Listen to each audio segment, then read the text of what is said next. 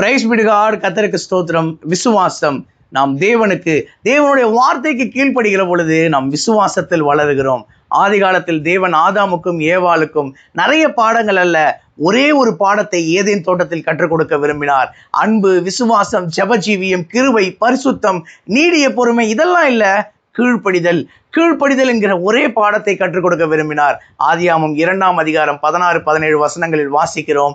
தேவனாகிய கர்த்தர் மனுஷனை நோக்கி, நீ தோட்டத்தில் உள்ள சகல விருட்சங்களின் கனியையும் புசிக்கவே புசிக்கலாம், ஆனாலும் நன்மை தீமை அறியத்தக்க விருட்சத்தின் கனியை நீ புசிக்க வேண்டாம், அதை நீ புசிக்கிற நாளில் சாகவே சாவா என்று கட்டளையிட்டு இருந்தார்ல.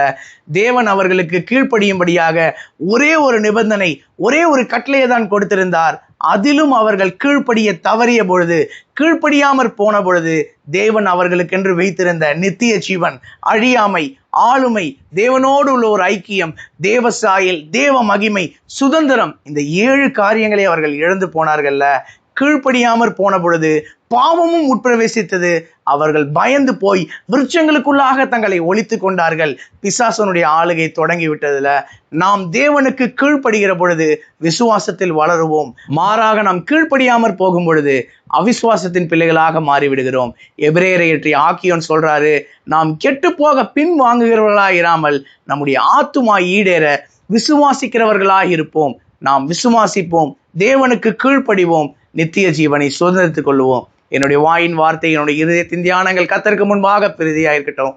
கர்த்தருக்கு சித்தமான இன்னொரு வீடியோ பதிவில் நாம் சந்திப்போம். God bless you all. Thank you so much.